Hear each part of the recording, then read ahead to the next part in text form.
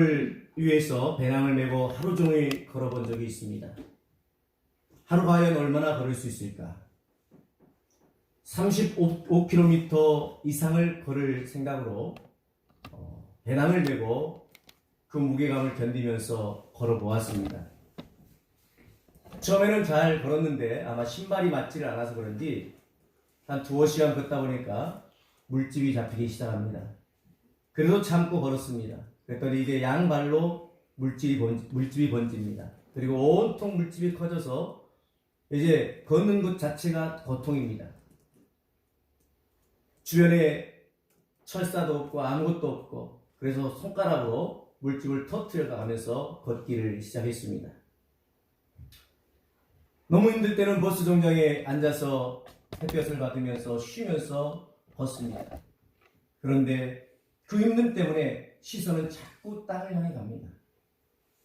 여러분, 힘들고 지치고 어려울 때는 시선이 땅을 바라볼 수밖에 없습니다. 삶에 지쳐 힘들 때 우리의 시선은요, 세상을 바라봅니다. 하나님이 아니라 세상을 바라보면서 한숨을 쉽니다.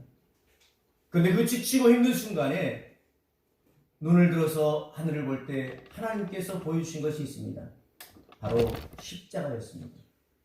여러분, 어떻게 십자가를 보여주신지 아십니까?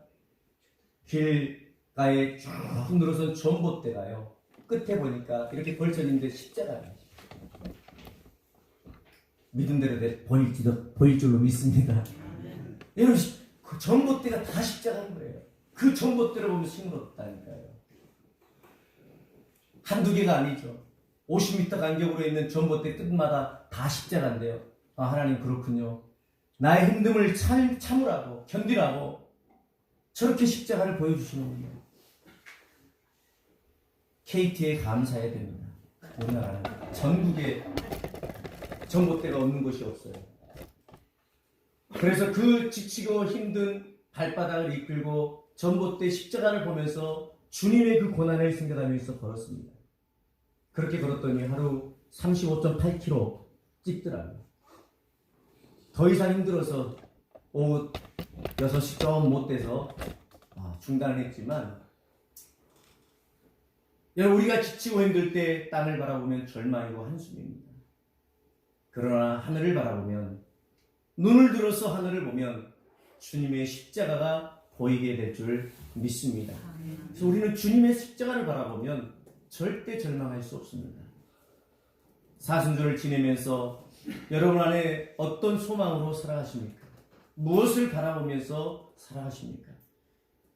오늘 삶에 지치고 힘든 것을 바라보지 마시고 주님의 십자가를 바라보심으로써 그 모든 절망과 또한 아픔을 견디고 이기시고 소망 가운데 서시기를 바랍니다. 십자가를 지시기 얼마 전 예수님께서는 제자들과 함께 겟세마네, 마태의 표현으로 하면 겟세마네 동산이고요, 동일한 곳을 이렇게 표현하고 있습니다. 누가는 감람산이라고 표현하고 있습니다. 이 감람산으로 예수님께서 제자들과 함께 가십니다. 마태는 제자들과 함께 갔다라고 기록하지만 누가는 여기에 독특한 표현을 씁니다. 습관을 따라서 가셨다라고 언급을 하고 있습니다.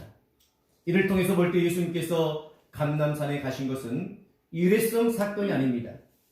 습관이 되실 정도로 삶의 일부였습니다. 언제나 그곳에 계시진 않았어요. 갈릴리도 계셨고 또한 각 지역을 돌아다니시게 했지만 예루살렘 지역에 오기만 하면, 유다 땅에 오기만 하면 가셨던 곳이 바로 감람산에서의 사건이고 감람산에서 기도하셨다고 하는 것을 누가는 지금 보여주고 있는 것입니다. 그럼 예수님께서 왜 감람산에 가셨을까요? 감람산에 가신 목적이 무엇입니까? 누가의 말 속에 있습니다. 습관을 따라 기도하시러, 바로 기도하기 위해서 가셨다고 하는 사실입니다. 그래서 누가는 두 가지로 이 기도의 모습을 우리에게 보여주고 있습니다. 그 기도의 내용 가운데 바로 예수님께서 무엇을 나타내시고자 하는가를 누가가 보여주는 것이죠. 첫 번째는 제자들에게 당부하는 내용입니다. 그 당부하는 내용은 40절에 나와 있는데, 유혹에 빠지지 않게 기도하라. 유혹에 빠지지 않게 기도하라. 지금이 어떤 시간입니까? 예수님께서 십자가를 지시기 전인데 다른 기도가 아니에요. 유혹에 빠지지 않게 기도하라. 누구에게? 제자들에게 당부합니다. 당신이 기도하러 가기 전에 제자들에게 기도하라고 명령하시면서 너희들 기도 제목은 유혹에 빠지지 않게 기도하라는 거예요. 세상과 세속적 욕망을 위한 기도가 아니었습니다. 유혹에 빠지지 않게 기도하라는 것입니다.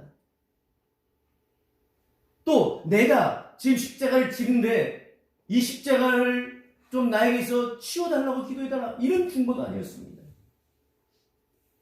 너희들의 기도는 유혹에 빠지지 않게 기도하라는 것이었습니다. 우리가 예수님께서 가르쳐 주셨던 주기도문을 보게 되면 이런 부분이 있습니다. 우리를 시험에 들게 하지 마시옵고 다만 악에서 구하시옵소서.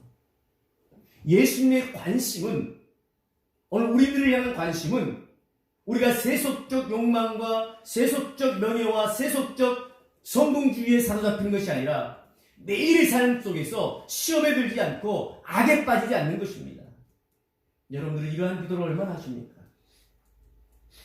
기도한다 하면 내가 잘 되기를 위해서, 어떤 나의 상황이 나아지기를 위해서 기도하지만 과연 악과 싸워 이기는 이 기도를 얼마나 하십니까? 세속의 눈에서 나를 해방시켜서 하나님의 거룩하심을 보게 하옵소서라고 하는 이런 거룩한 기도를 여러분 얼마나 하십니까? 예수님께서는 오늘 제자들에게 유혹에 빠지지 않게 기도하라고 말씀하십니다. 여기에 시험과 악의 상관관계를 보게 됩니다. 시험의 내용 그리고 그 결과가 악이 되는 것인데 어떤 유혹과 시험이고 그것이 왜 악이 되는가 하는 것입니다. 여러분, 예수님께서 감람산에 오신 이유는 십자가를 지시기 전에 마지막으로 오신 것입니다.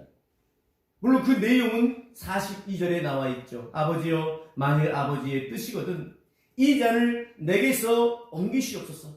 그러나 내 원대로 마옵시고 아버지의 원대로 되기를 원하나이다. 이건 누구의 기도였어요? 예수님의 기도예요. 제자들에게 부탁한 게 아니에요. 그 제자들이 해야 할 기도는 바로 유혹에 빠지지 않게 기도하라. 주기도문을 통해서 이 유혹이 무엇인가, 유혹에 빠지면 이것이 악이다고 하는 것을 알려 주셨는데 이 상관관계를 우리가 알아야 한다는 말입니다. 오늘 제자를 향해서 예수님을 따르는 것을 포기할 것을 강요하는 일들이 이 간절한 기도 후에 일어난다고 하는 일을 상상해 보십시오. 그러면 이 유혹이 뭔지를 우리가 쉽게 알 수 있습니다. 단순히 세속적 욕망에 빠지는 유혹이 아닙니다.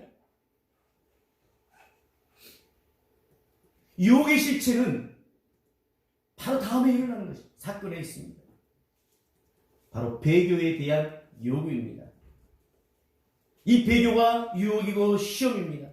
그러니 이 일이 악 중에 악인 것입니다. 사람을 죽이고 도둑질하고 하는 것이 악이 아니라 예수 그리스도를 버리고 하나님을 믿는 믿음에서 떠나가는 것, 이게 최고의 악이라는 사실입니다. 이 배교야말로 최고의 악이기 때문에 오늘 이 유혹에 빠지지 않도록 기도하라고 예수님은 그토록 부탁을 하셨던 것입니다. 그래서 예수님은 십자가를 지시기 전 제자를 향해서 이런 부탁을 통해서 다시 한번 제자들에게 내가 지금 잡혀갈 것인데 너희들은 나를 배신하지 말고 끝까지 하나님 나라를 향해서 나아갈 것을 요구하셨던 것입니다. 우리 성도는 매일의 삶 속에서 이 기도를 해야 됩니다. 하나님, 나의 눈이 주님만 바라보게 하옵소서. 하나님, 절망 가운데서도 주님을 배신하지 않게 하옵소서. 어떤 유혹이 온다 할지라도 하나님을 믿는 그 믿음 안에 거하게 하옵소서. 이게 우리의 마지막 기도가 되어야 될 줄 믿습니다. 유혹에 빠지게 되면 예수님을 떠나게 됩니다. 세상에